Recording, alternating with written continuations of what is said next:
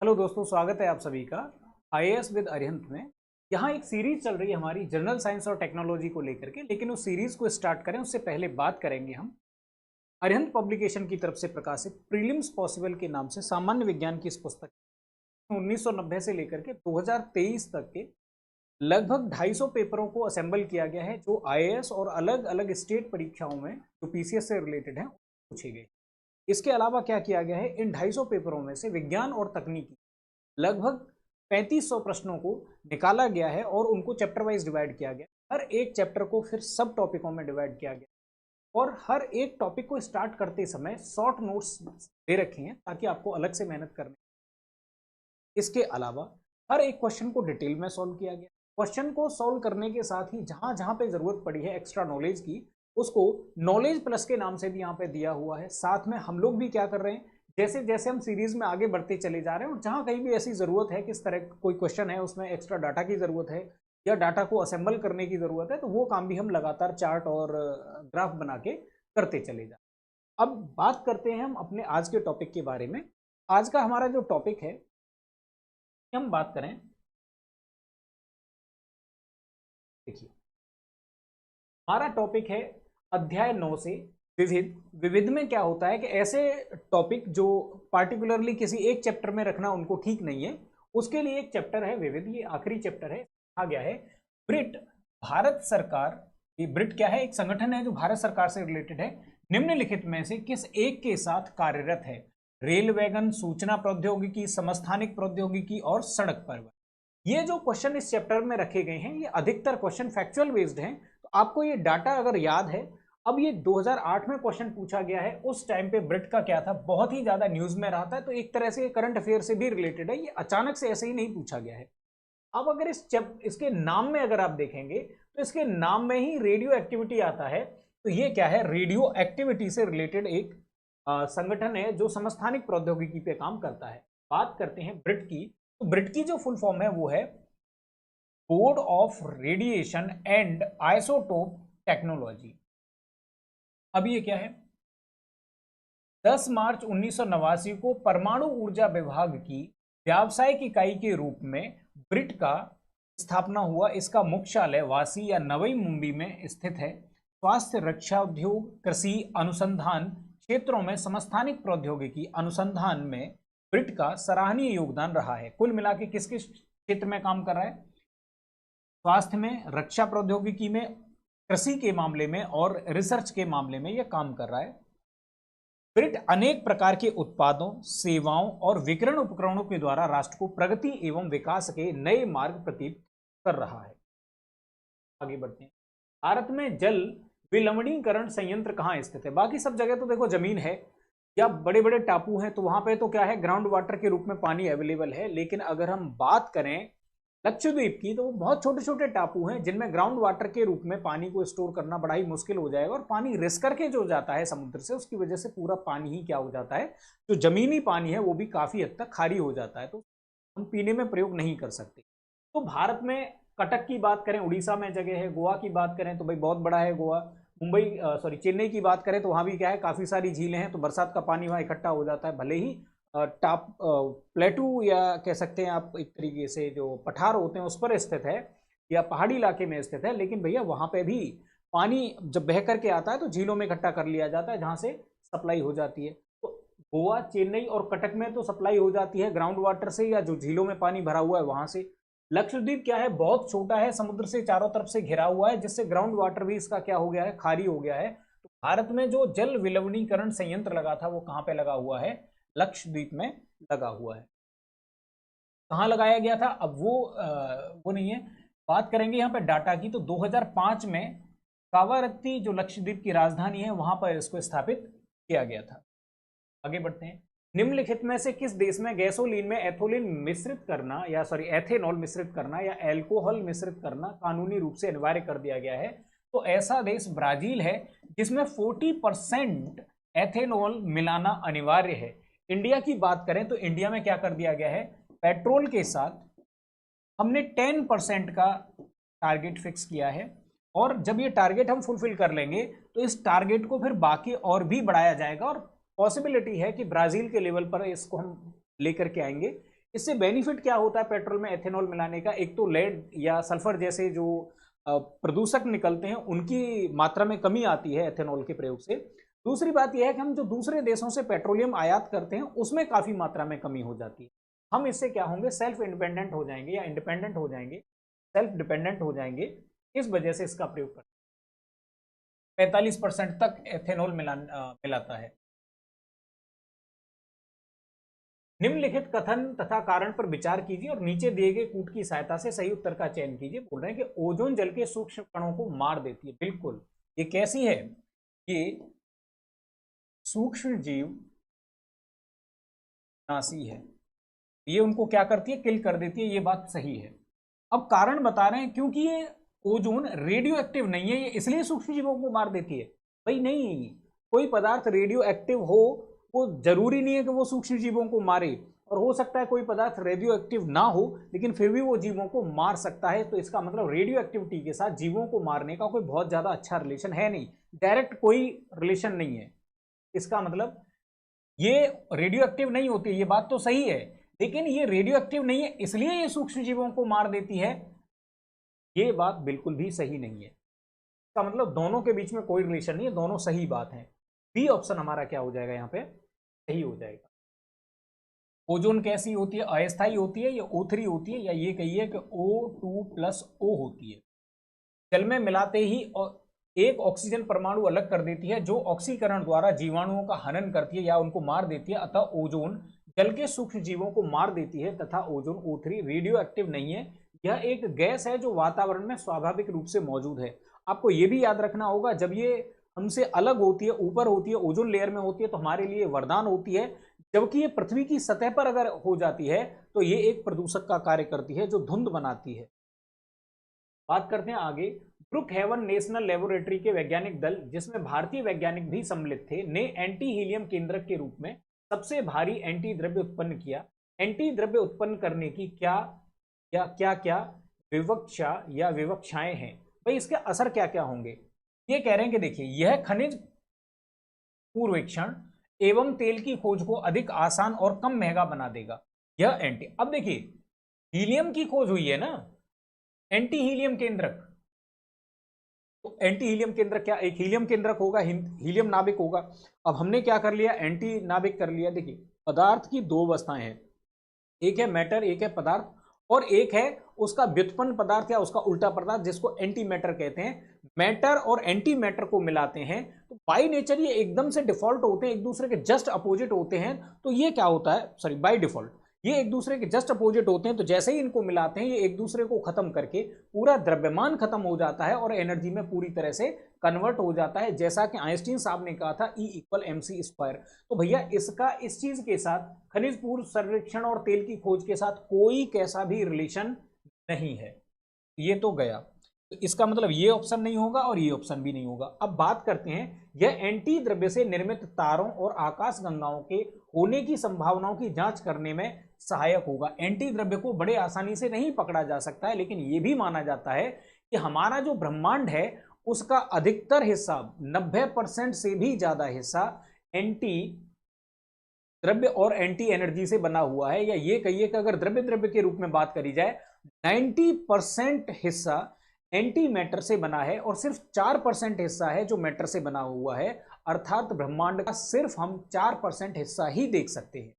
ठीक है, तो उसको अगर हमने एंटी मैटर बना लिया है, कल को और टेक्नोलॉजी बढ़ेगी तो हाँ, हम जो एंटी मैटर से तारे और आकाशगंगाएं बनी हुई हैं उनको भी पहचान सकेंगे, उनकी जांच कर सकेंगे। यह ब्रह्मांड के विकास की समझ विकसित करने में सहायक होगा। भाई ब्रह्मांड में आखिर एंटी मैटर क्यों ज्यादा है, एंटी मैटर क्यों उपस्थित है, या एंटी मैटर या जो मैटर है वो कम मात्रा में क्यों है, या उसका डेवलपमेंट कैसे हुआ, क्या ऊर्जा से ही द्रव्यमान बना या किस तरह से डेवलपमेंट हुआ, स्टेडी स्टेट वाला जो कॉन्सेप्ट है वो ज्यादा सही है या बिग बैंग वाला कॉन्सेप्ट है वो ज्यादा सही है, कौन सा कॉन्सेप्ट सही है और वो कॉन्सेप्ट क्यों सही है, इस सब की व्याख्या भी इसके द्वारा की जा सकेगी। तो ये बात भी बिल्कुल सही है, इसलिए 2 और जो तीसरा हमारा ऑप्शन होगा ये सही हो जाएंगे। अब बात करते हैं, ऑलरेडी इसके बारे में बात कर चुके हैं कि भाई ये प्रतिपदार्थ क्या होता है, ये एक दूसरे से मिलाते हैं तो खत्म होकर के एनर्जी में कन्वर्ट हो जाते हैं। एंटी हीलियम केंद्रक ब्रह्मांड की किरणों के टकराव और रेडियो एक्टिव क्षय जैसी घटनाओं में सम्मिलित होता है। ब्रह्मांड की उत्पत्ति को समझने के अलावा इसका उपयोग चिकित्सा निदान में भी किया जा सकता है, मतलब बीमारियों को ठीक करने में भी कर सकते हैं, जहां पॉजिट्रॉन का उपयोग विभिन्न बीमारियों की पहचान के लिए किया जाता है। पॉजिट्रॉन भी क्या है, एक एंटी पार्टिकल है या एंटी मैटर है। इसी तरीके से हीलियम का केंद्रक भी एंटी मैटर के रूप में खोज लिया गया है। बेस्फेनॉल की बात करें तो देखिए, बेस्फेनॉल का प्रयोग होता है प्लास्टिक जैसी चीज बनाने के लिए, की जो बोतलें होती हैं, पेट बोतलें, उनको बनाने के लिए इसका प्रयोग किया जाता है। अब ये कह रहे हैं कैंसर की पहचान करने वाला एक चिकित्सीय परीक्षण है, नहीं भाई ये वो नहीं है। कह रहे हैं एथलीटों द्वारा निष्पादन सुधार के लिए लिए जाने वाले ड्रग्स की जांच करने के लिए एक परीक्षण है, नहीं वो भी नहीं है। खाद्य संवेष्टन, संवेष्टन मतलब खाद्य पैकेजिंग के लिए, फूड पैकेजिंग के लिए विकास करने के लिए प्रयोग में लाए जाने वाला रसायन है। एग्जैक्टली ये क्या है, बोतल वगैरह बनाने वाला या जो प्लास्टिक से जो सामान बनेगा जिसमें भोजन भी हम रख सकते हैं, उस तरह की चीजों को बनाने वाला पदार्थ है ये। ऑलरेडी पिछली क्लासों में इसके बारे में हम खूब पढ़ चुके हैं। जब हमने क्या पढ़ा था, जब हमने बहुलक के बारे में पढ़ा था तो इस पदार्थ को खूब पढ़ा था। ठीक है, अब ये क्या है, मिश्र धातु इस्पात का एक विशेष प्रकार है, नहीं जी ये भी नहीं है। फैक्चुअल इंफॉर्मेशन है, ऑलरेडी इसको हम पहले पढ़ के आ चुके हैं। प्रवेश संवेष्टन का मतलब आप समझ जाइए, पैकेजिंग की बात हो रही है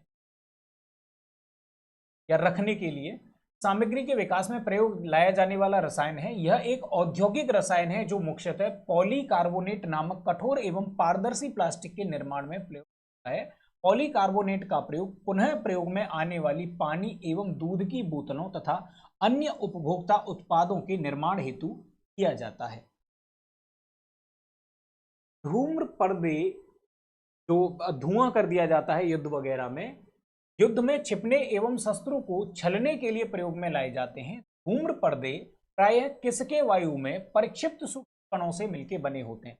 हवा में वो छोटे छोटे कण तैर जाते हैं जिसकी वजह से धुआं हो जाता है, और आर्मी के जो लोग हैं या सैनिक हैं उस धुएं में, क्योंकि उनको तो पहले ही पता होता है मैं कहाँ हमला करना है और कहाँ से कैसे लौट के आना है, वो पहले ही कैलकुलेट करके तब धुआं करते हैं, दुश्मनों को मारते हैं और वापस बड़े आराम से लौट के आते हैं। जो उनको कोई देख नहीं पाता है, तो इस तरह की कंडीशन में एक्टिविटी करना बड़ा आसान हो जाता है। कह रहे हैं sodium chloride, silver iodide, titanium oxide की यहाँ पे एकदम फैक्चुअल इंफॉर्मेशन है। इसमें हालांकि अगर और भी जो चीज़ों की बात करी जाए तो इसमें जिंक के जो यौगिक होते हैं उनका भी प्रयोग किया जाता है कुछ मात्रा में, लेकिन अब जिंक वाला कोई यहाँ पे यौगिक नहीं दे रखा है, तो टाइटेनियम ऑक्साइड ही हमारे सबसे सटीक ऑप्शन होगा। इसके अलावा धुआं बनाने के अलावा इनका उपयोग रासायनिक उद्योगों में और सेना का साज सामान बनाने में भी किया जाता है। आगे बढ़ते हैं। द्रवित ऑक्सीजन या द्रवित हाइड्रोजन को औद्योगिक स्तर पर प्राप्त करने में प्रयुक्त प्रौद्योगिकी कहलाती है। भाई ये होते हैं 150 डिग्री सेंटीग्रेड से नीचे, और भी टेम्परेचर नीचे होगा वहां पर ये द्रवित होते हैं। चाहे ऑक्सीजन की बात करो, नाइट्रोजन की बात करो, हाइड्रोजन की बात करो, हीलियम की बात करो। हीलियम तो और बल्कम कहो तो 268 डिग्री सेंटीग्रेड पर जाके लिक्विड होता है। तो 150 से नीचे जितनी भी चीजें लिक्विफाई होती हैं उसके लिए एक वर्ड यूज किया जाता है क्रायो। इसके लिए क्रायो टेक्नोलॉजी का यूज किया जाता है। क्रायो का वर्ड मतलब ही होता है अति निम्न ताप। अब यहाँ पे पायरो का मतलब होता है अति उच्च ताप, पायरो का मतलब अति उच्च ताप, हाइड्रो का मतलब जल से रिलेटेड कोई चीज, हाइड्रोपोनिक्स का मतलब, और पोनिक्स का मतलब होता है एक तरह का एग्रीकल्चर, तो पानी में जो चीजें उत्पादित करी जाती हैं, खेती जिसमें मिट्टी का प्रयोग नहीं किया जाता, डायरेक्ट पानी में ही फसल उगाई जाती है, हाइड्रोपोनिक्स कहलाती है। या क्रायोजेनिक्स का मतलब क्या हो जाएगा, क्रायो का मतलब हो गया अति निम्न ताप। अब द्रवित ऑक्सीजन, ऑक्सीजन वगैरह क्या होती है, बहुत नीचे ताप पर ये द्रवित होती है, इसलिए क्रायोजेनिक्स सही ऑप्शन होगा। एक क्रायोजेनिक वायु शोधन संयंत्र में हवा में पाई जाने वाली प्राकृतिक ऑक्सीजन के आंशिक आसवन द्वारा द्रवित ऑक्सीजन प्राप्त की जाती है। आगे बढ़ते हैं। कोहरे में निम्नलिखित में से कौन सा कोलॉइडी तंत्र अभिव्यक्त होता है। तो देखिए कोहरे में क्या होता है, हवा होती है, हवा में पानी की छोटी छोटी बूंदें होती हैं। अब पानी की जो बूंदें हैं वो क्या है, वो द्रव है, और हवा क्या है, वो गैस है। इसका मतलब हमसे क्या पूछ रहा है कि कोलॉइडी तंत्र का कौन सा रूप होगा, गैस में द्रव वाला रूप इसमें हो जाएगा। जब धरातल के नजदीक स्थित वायु का तापमान ओसांक, ओसांक मतलब जहां पे ओस बनती है या हवा की जो वाष्प होती है वो संघनित होकर के जल में कन्वर्ट हो जाती है, तो ओसांग तक पहुंच जाता है तथा हवा ठंडी हो जाती है, तब उसमें उपस्थित जल वाष्प का संघनन वायुमंडलीय धूल कणों के चारों तरफ हो जाता है। ये संघनित जल की बूंदें हल्की होने के कारण हवा में ही लटकी रहती हैं और हवा के साथ स्थानांतरित होती रहती हैं। आगे बात करते हैं, निम्न में से कौन सुमेलित नहीं है? बायोगैस क्या कीटनाशी होता है? भैया बायोगैस क्या होता है? CH4 होता है। तो अगर आपसे कहता कि भाई CH4 एक ग्रीन हाउस गैस है तब तो ये सही होता, या जलाने में प्रयुक्त होती है तब भी सही होता, इसका मतलब नहीं होगा ये सही। इलेक्ट्रोकार्डियोग्राम देखा होगा अपने मूवीज में, दिखाते हैं कि इस तरीके से लाइन चलती रहती है, कोई एक बीमार ICU में पड़ा होता है, उसकी लाइन चलती रहती है, फिर जैसे ही उसमें सीधी लाइन होती है तो डॉक्टर बोलता है कि भाई हम बचा नहीं सके, सॉरी करके। वो क्या होता है? उस मशीन का नाम इलेक्ट्रोकार्डियोग्राम होता है, और ये जो घटना है इसको इलेक्ट्रोकार्डियोग्राफी कहते हैं। तो ये क्या बताती है? हृदय संबंधी जानकारियों को बताती है, तो ये तो मामला बिल्कुल मिल रहा है। कह रहा DDT गोबर से प्राप्त होता है। भाई DDT तो एक क्या है? कीटनाशक। अगर वो देता नाशक तब ये बात बिल्कुल सही होती, इसका मतलब ये भी मैच नहीं है। कह रहा है निकोटिन, निकोटिन तंबाकू में पाया जाता है, बीड़ी, सिगरेट, तंबाकू, इस तरह की नशे वाली चीजों में निकोटिन पाया जाता है, तो ये बात बिल्कुल सही। आपने देखा होगा तंबाकू के पैकेटों के ऊपर लिखा रहता है निकोटिन स्वास्थ्य के लिए हानिकारक होता है। अब बात करते हैं यहाँ पे हमारा सही ऑप्शन क्या होगा। तो हमारा 2 सही मिला हुआ है और 4 सही मिला, 2 और 4 सही मिले हुए। आगे बढ़ते हैं, ऑलरेडी इनके बारे में हमने बात कर ली है सारे ऑप्शन। निम्नलिखित प्रकार के कांचों में से कौन सा एक पराबैंगनी किरणों का विच्छेदन कर सकता है? मतलब उनको कौन रोक सकता है? तो ये भी फैक्चुअल इंफॉर्मेशन है। हर तरह के कांच के अलग अलग प्रयोग होते हैं। क्रुक्स कांच ऐसा करता है। क्रुक्स कांच पराबैंगनी किरणों का विच्छेदन कर सकता है क्योंकि इसमें अवशोषण की क्षमता होती है, अर्थात उनको रोक सकता है। चूंकि पराबैंगनी किरणें हमारी आंखों को नुकसान पहुंचाती हैं, इसलिए धूप के चश्मों में क्रुक्स कांच का उपयोग किया जाता है। आजकल जो टीवी देखने के लिए या मोबाइल चलाने के लिए भी चश्मे आ रहे हैं आजकल, एंटी ग्लेयर चश्मे, उनमें भी इसका प्रयोग किया जाता है। सीरियम तथा दूसरी दुर्लभ मृदा धातुओं को मिलाकर क्रुक्स कांच का निर्माण किया जाता है। अब याद रखिएगा, सीरियम धातु का यहाँ जिक्र आया है, वो किस में मिलता है? क्रुक्स कांच में मिलता है। तो बस यही इंफॉर्मेशन हमारे यहाँ पे काम की है। आगे बढ़ते हैं, निम्नलिखित पर विचार करिए। एरोसोल, अग्निमंदक, फोम एजेंट और स्नेहक, इनमें से किस में हाइड्रोकार्बन प्रयुक्त, हाइड्रोफ्लोरोकार्बन प्रयुक्त होते हैं? हाइड्रोफ्लोरोकार्बन का प्रयोग कभी भी लुब्रिकेंट के तौर पर नहीं किया जा सकता है। बाकी एरोसोल, अग्निमंदक और फोम एजेंट के रूप में इसका इस्तेमाल, सबसे खास तौर से इसका इस्तेमाल फोम एजेंट और एरोसोल के तौर पर किया जाता है। अग्नि के द्वारा नहीं जलते हैं, इसलिए ये क्या करते हैं? आग को मंद या उसको स्लो करने का भी काम करते हैं। इसलिए 3 ही ऑप्शन इसमें मैच होते हैं, 3 ही ऑप्शन में इसका यूज होता है। हाइड्रोफ्लोरोकार्बन या HFC पूर्ण रूप से मानव निर्मित रसायन है। इसका उपयोग स्नेहक के रूप में नहीं होता है। आगे बढ़ते हैं, प्लाज्मा अवस्था के बारे में कौन सा कथन सही है? इस अवस्था में कण आयनीकृत अवस्था में होते हैं। टेम्परेचर जब हद से ज्यादा होता है, गैसियस कंडीशन, जब टेम्परेचर बहुत ज्यादा हो और वो गैस आयन के रूप में उपस्थित होती है, तो इस प्रकार की हाईली टेम्परेचर, हाईली कह सकते हैं उत्तेजित गैस या एक्साइटेड गैसियस फॉर्म, जिसमें सभी कण आयन के फॉर्म में होते हैं, प्लाज्मा अवस्था कहलाती है। इसलिए पहला स्टेटमेंट सही है। कह रहे हैं भाई LED बल्ब की रोशनी में प्लाज्मा, LED, CFL और आपका हमने पढ़ा है यहाँ पे जो रॉड्स लगी होती हैं घर में, जिनको हम कहते हैं HG वास्प लाइट या फिर हम Na वास्प लाइट या सोडियम वास्प लाइट की बात करें, इनसे रिलेटेड चीजें हम ऑलरेडी कवर कर चुके हैं। तो भैया LED में रोशनी के लिए कोई प्लाज्मा अवस्था की जरूरत नहीं होती है। अगर ये कहता कि CFL में प्लाज्मा अवस्था होती है तो हम बिल्कुल इसको सही कर देते, CFL में प्लाज्मा अवस्था पाई जाती है। और इसका मतलब ये नहीं होगा, तो 2 नहीं होना चाहिए, 2 नहीं होना चाहिए, तो ये और ये गए। अब ये कह रहा है सूर्य का प्रकाश भी प्लाज्मा अवस्था का एक उदाहरण है। देखिए, प्रकाश कभी भी प्लाज्मा अवस्था का उदाहरण नहीं होता है। अब दिक्कत यह है कि इनमें से कोई नहीं वाला ऑप्शन सही है। अब मजबूरी है हमारी कि एक तो सही है, तो अब ये मजबूरी में हमें लगाना पड़ेगा, लेकिन इसमें एक गड़बड़ है। सूर्य का प्रकाश प्लाज्मा नहीं होता। सूर्य का प्रकाश होता है, या कोई भी प्रकाश होता है, वो होता है बोस आइंस्टीन कंडेंसेट, ये होता है अगर केवल आप प्रकाश के लिए जा रहे हैं। लेकिन असल में ये क्या है? अब हिंदी ट्रांसलेशन में थोड़ी सी गड़बड़ी हुई है। हिंदी ट्रांसलेशन के हिसाब से बोस आइंस्टाइन कंडेंसेट होना चाहिए अवस्था को, लेकिन ये असल में क्या है? सूर्य का प्रकाश भी प्लाज्मा अवस्था से प्राप्ति का, इस तरीके से होना चाहिए। एक उदाहरण है, तब ये बिल्कुल एकदम सही बात होती, क्योंकि सूर्य में जहां कहीं भी हाइड्रोजन बम होगा, हाइड्रोजन का संलयन होगा, संलयन के पश्चात मिलने वाली अवस्था भी क्या होती है, प्लाज्मा अवस्था ही होती है। आगे बढ़ते हैं। फ्लोरेसेंट ट्यूब CFL और नियोन बल्ब में प्लाज्मा होता है। विद्युत प्रवाहित होने पर इनके अंदर उपस्थित गैस आयनीकृत हो जाती है, जिसके कारण बल्ब या ट्यूब में चमकीला प्लाज्मा बनता है। उच्च ताप के कारण तारों में भी प्लाज्मा बनता है, जिसके कारण इनमें चमक होती है। सूर्य का प्रकाश, प्रकाश नहीं भाई, सूर्य भी या सूर्य का द्रव या सूर्य का पदार्थ, इस तरीके से तो ज्यादा ठीक रहेगा। प्लाज्मा अवस्था का एक उदाहरण है, प्रकाश उदाहरण नहीं है। प्रकाश किसी का भी हो, हमेशा बोस आइंस्टाइन कंडेंस का ही उदाहरण होता है। आगे बढ़ते हैं। कह रहा है कौन सा एक ऊष्मा शोषी अभिक्रिया का उदाहरण है। भाई इसमें जब भी पानी में हम इसको कैल्शियम को डालते हैं तो क्या होता है, गर्म हो जाता है, इसमें उबाल निकलने लगता है, तो इसमें क्या है, क्षेपीय अभिक्रिया है। ऊष्मा इसमें से तो निकलेगी, अवशोषित नहीं होगी। इसको, लेकिन इसको जब हम गर्म करते हैं तब ये CaO प्लस कार्बन डाइऑक्साइड में निकलता है, तो ये क्या है, ऊष्मा शोषी अभिक्रिया है।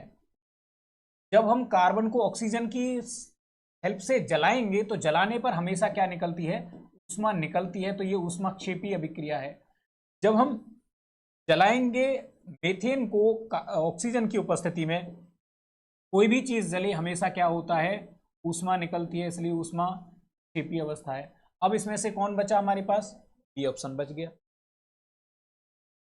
यह तापीय वियोजन अभिक्रिया है जिसमें चूना पत्थर कैल्शियम ऑक्साइड तथा कार्बन डाइऑक्साइड में परिवर्तित हो जाता है।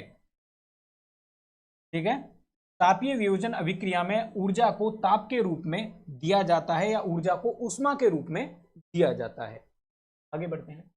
देश के 29 राज्यों और 6 संशासित संघ राज्य हैं के क्षेत्रों के 312 शहरों या कस्बों में आच्छादी भारत सरकार के राष्ट्रीय वायु गुणवत्ता मॉनिटरिंग कार्यक्रम, ये NAMP के अंतर्गत निम्न में से किस मिश्रण को सभी स्थानों पर नियमित मॉनिटरिंग के लिए चिन्हित किया गया है। भैया इसमें कार्बन मोनोऑक्साइड को शामिल नहीं किया गया है।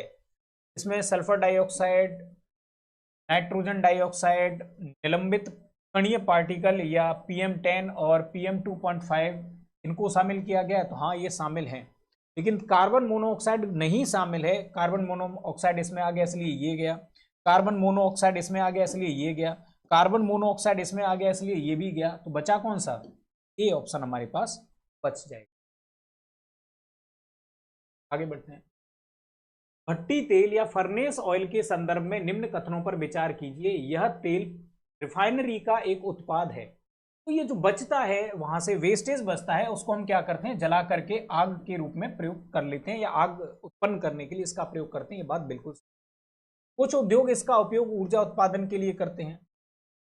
बिल्कुल, इसके प्रयोग से पर्यावरण में सल्फर का या गंधक का उत्सर्जन होता है। बिल्कुल भाई, ताजमहल का हमने एक पिछली क्लासों में एग्जांपल लिया था कि मथुरा रिफाइनरी से जब जो भी बची हुई गैसों को जलाया जाता है तो उसकी वजह से SO2 का उत्सर्जन होता है, और जब बरसात होती है तो वही SO2 पानी के साथ मिलकर के H2SO4 अम्ल बनाती है, जिसकी वजह से ताजमहल को नुकसान हो रहा है।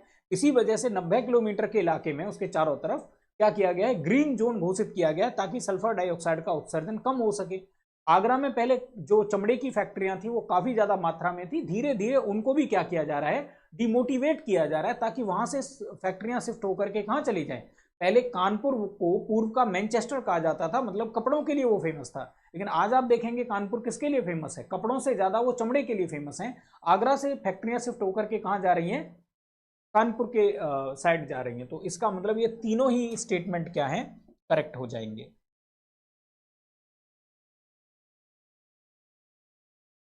भट्टी के तेल में गंधक भी होता है, जिसके रहने का प्रत्यक्ष परिणाम सल्फर के ऑक्साइड का उत्सर्जन है, अर्थात SO2 का उत्सर्जन।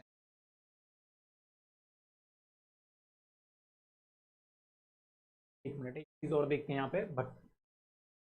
भट्टी का तेल या फर्नेस ऑयल मुख्य रूप से कच्चे तेल, क्रूड ऑयल जिसको पेट्रोलियम भी कहते हैं, के आसवन के अवशेष होते हैं। आगे बढ़ते हैं। कह रहा है कथनों पर विचार कीजिए। कोयले की राख में आर्सेनिक, सीसा और पारद, पारद मतलब पारा या मरकरी, ये उपस्थित होते हैं, अंतर्विष्ट होते हैं। भैया ये बिल्कुल अंतर्विष्ट होते हैं, बहुत ही ज्यादा हानिकारक होती है स्वास्थ्य के लिए, आईएसबी कहा जाता है। कोयला संचालित वैद्युत संयंत्र पर्यावरण में सल्फर डाइऑक्साइड और नाइट्रोजन के ऑक्साइड उत्सर्जित करते हैं। अरे भाई इसमें सल्फर भी होता है, तो जाहिर सी बात है सल्फर को ये क्या करेंगे, उत्सर्जित करेंगे।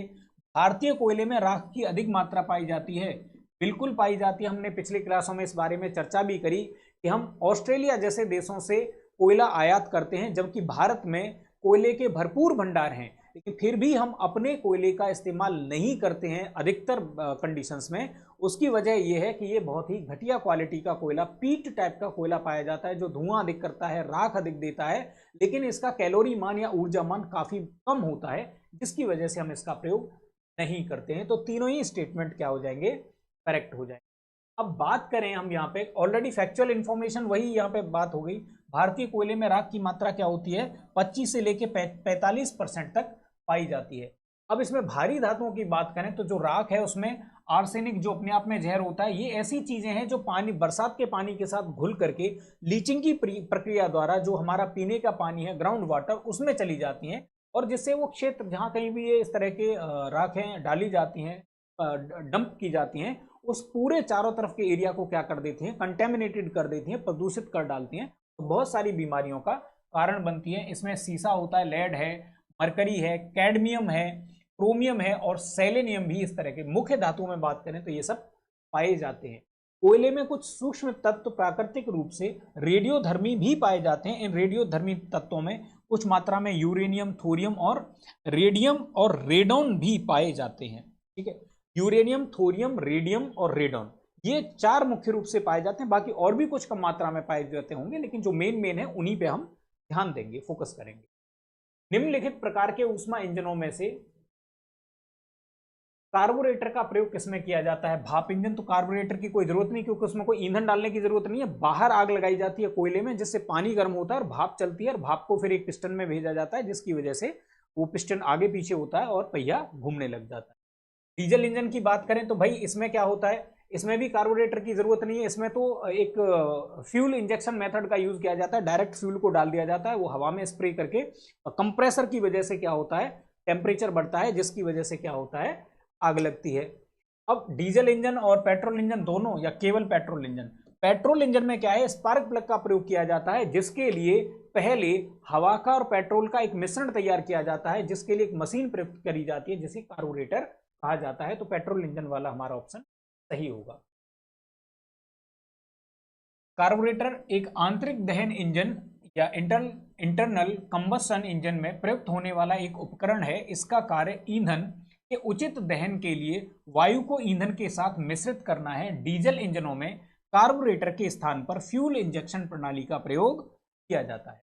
बात करते हैं ताम्र प्रगलन संयंत्रों की, या जहां पे तांबा पिघलता है, वैसी अगर जगहों की बात करें तो ये हैं, वे पर्यावरण में कार्बन मोनोऑक्साइड को घातक मात्राओं में निर्मुक्त कर सकते हैं। भैया ये कार्बन मोनोऑक्साइड नहीं निकालते हैं, कार्बन इनमें नहीं पाया जाता, इसलिए कोई ना कार्बन डाइऑक्साइड, न बहुत ज्यादा मात्रा में कार्बन मोनोऑक्साइड, नहीं, थोड़ी बहुत मात्रा में निकाल सकते हैं, लेकिन बहुत घातक मात्रा में तो नहीं निकालेंगे। इसके लिए एक गया तो ये और ये खत्म।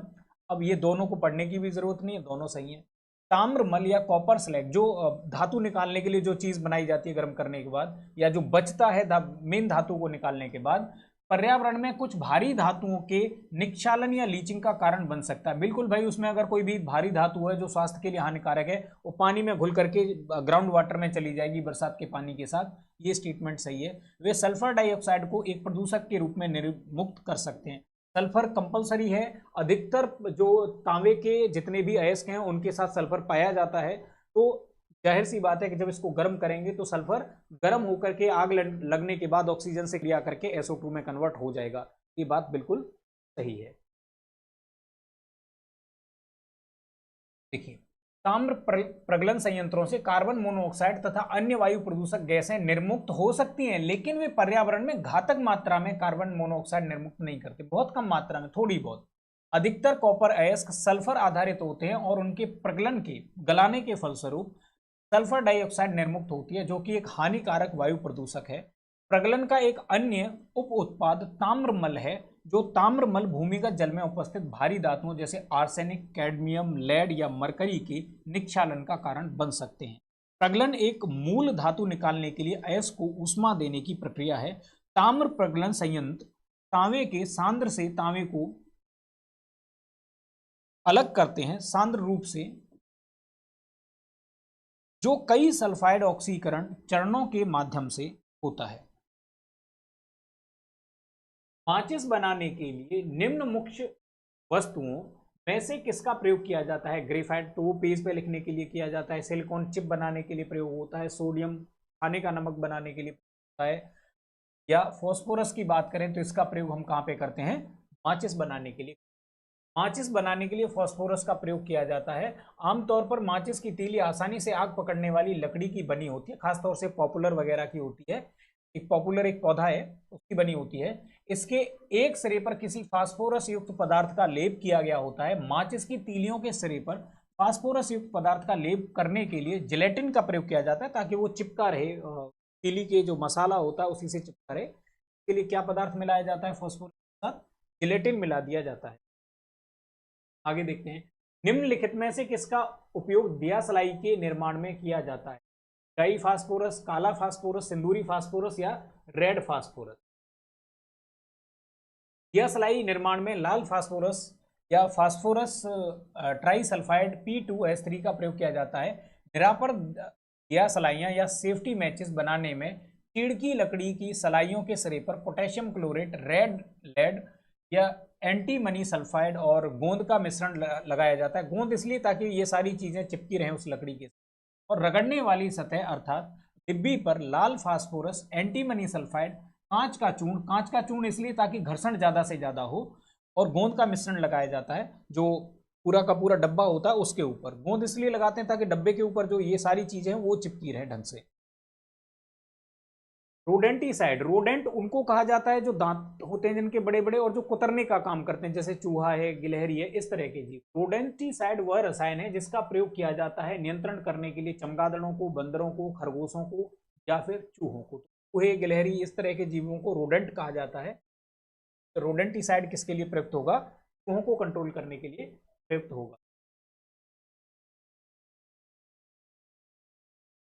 निम्नलिखित तत्वों में से कौन जब वायु तथा अंधेरे में रखा जाता है तो स्वतः दीप्त हो जाता है? वायु और अंधेरे में रखने पर श्वेत फास्फोरस प्रदीप्त हो जाता है। यह स्वतः ही दीप्त हो उठता है क्योंकि सफेद फास्फोरस को वायु तथा अंधेरे में रखने पर उसमें से पीला हरा प्रकाश उत्सर्जित होता है और सफेद धूम्र बनते हैं, धुआं निकलता है सफेद रंग का, जिसकी गंध लहसुन जैसी होती है। सफेद फास्फोरस की इस दीप्ति को रासायनिक संदीप्ति कहते हैं। वायु से बचाने के लिए सफेद फास्फोरस को जल में रखा जाता है, क्योंकि साधारण ताप पर वायु में यह स्वतः जलने लगता है। ये ना जले इसके लिए इसको जल में डुबा करके रखते हैं। निम्नलिखित में से कौन सी हरित गृह गैस नहीं है? कार्बन डाइऑक्साइड, मीथेन, आर्गन या फिर क्लोरोफ्लोरोकार्बन। देखिए, कार्बन डाइऑक्साइड तो सबसे ज्यादा ग्रीन हाउस गैसों में से है, मीथेन भी उसी प्रकार की गैस है, क्लोरोफ्लोरोकार्बन है। ये क्या करती है? ये ग्रीन हाउस गैस भी है, प्लस ये ओजोन लेयर को भी क्षति पहुंचाने वाली गैस भी है, जिसको फ्रेओन कहा जाता है, CFC। इसमें से फिर बचा कौन? आर्गन बचा। आर्गन कैसी है? एक अक्रिय गैस है जो किसी तरह की क्रिया नहीं करती और ना ही ये ऊष्मा को रोकने का कार्य करती है, अर्थात हरित गृह का काम ये नहीं करती है। CO2, CFC, CH4, nitrous oxide प्रमुख हरित गृह गैसें हैं। वायुमंडल में उपस्थित ये गैसें सूर्य से आने वाली अवरक्त विकिरणों जो धरातल से टकराकर परावर्तित होकर पुनः अंतरिक्ष की ओर लौटती हैं को अवशोषित कर हरित गृह की कांच की छत एवं दीवारों की भांति पृथ्वी के तापमान में वृद्धि करती हैं। बढ़ते हुए वायु प्रदूषण के कारण इसको क्या कहा जाता है? ग्लोबल वार्मिंग कहा जाता है। बढ़ते हुए वायु प्रदूषण के कारण वायुमंडल में इन गैसों की सांद्रता निरंतर बढ़ रही है, जिससे पृथ्वी का औसत तापमान बढ़ रहा है। इसे वैश्विक उष्णता या ग्लोबल वार्मिंग कहते हैं। बात करते हैं निम्नांकित में से कौन सही नहीं है?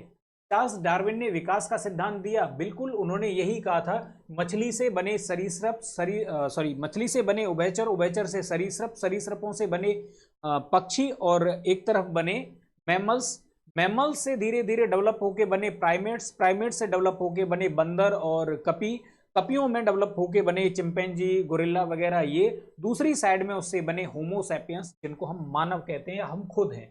तो इन्होंने ये बात कही थी, बिल्कुल ये बात सही है। किसी परमाणु के नाभिक का टूटना संलयन नहीं भैया, अगर विखंडन होता तो बात सही होती।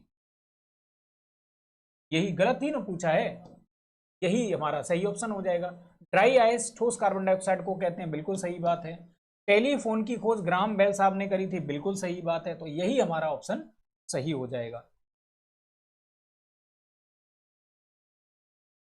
हल्के, जब दो हल्के नाभिक परस्पर संयुक्त होकर एक भारी नाभिक की रचना करते हैं तो इस प्रक्रिया को नाभिकीय संलयन कहते हैं। वह प्रक्रिया जिसमें एक भारी नाभिक लगभग दो बराबर नाभिकों में टूट जाता है उसको नाभिकीय विखंडन कहते हैं।